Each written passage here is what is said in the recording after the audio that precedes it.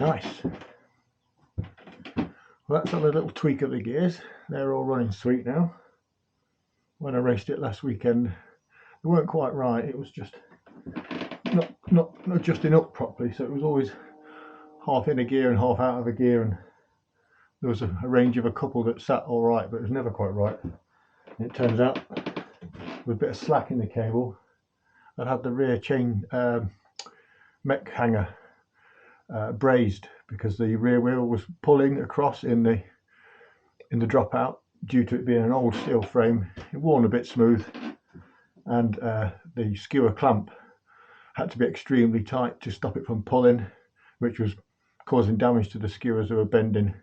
I had to put an old steel one in from a turbo trainer, which is not ideal. It's heavy, and it looks bad. No one wants that. So had it brazed to give it a bit of a binding surface, and it seems to have been okay. It didn't let me down, but there was a little bit of adjustment in the gears that I hadn't bothered to check for before the race, which is bad practice. But now running sweet, hopefully.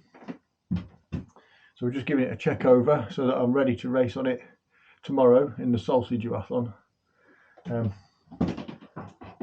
Brakes are sharp, everything's good. Just going to put a bit of air in the tyres. I would normally have cleaned and lubed the chain, but it's a fairly new chain. It's only one ride old, so the factory grease, in my opinion, is all right for at least a couple of weeks, depending on how many miles you've ridden and how much dirt and grime you've got into it. But I'm going to leave it as it is, because it's nice and smooth, pretty clean. The gears are looking clean. There's no dirt picked up particularly. Nothing that can't just be brushed off with a stiff brush. I'm going to leave it at that. Yeah.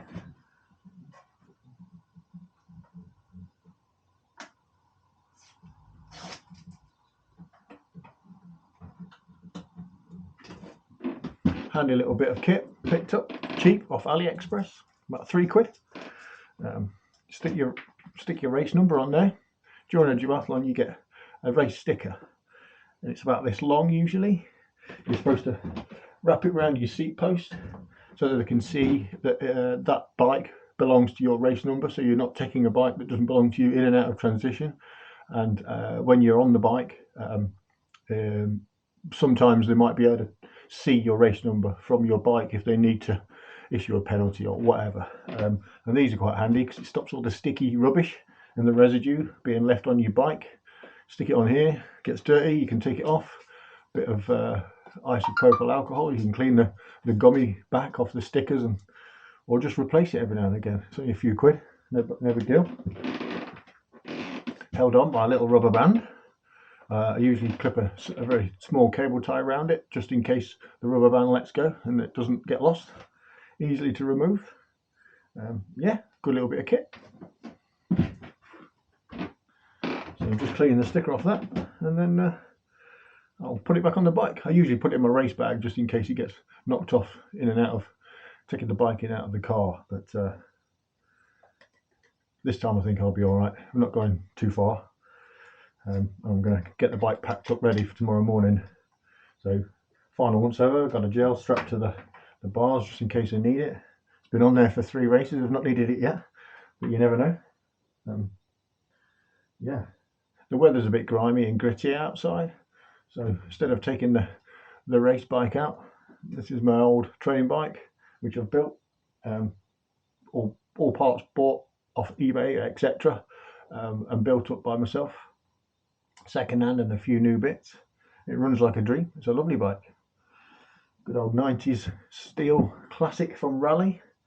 Pretty light considering what it is. Not mega light compared to modern technology, but about 9.5 kilograms, which is not bad for a steel road bike, I guess. Bog standard wheels, all the bars and extra, all the bits.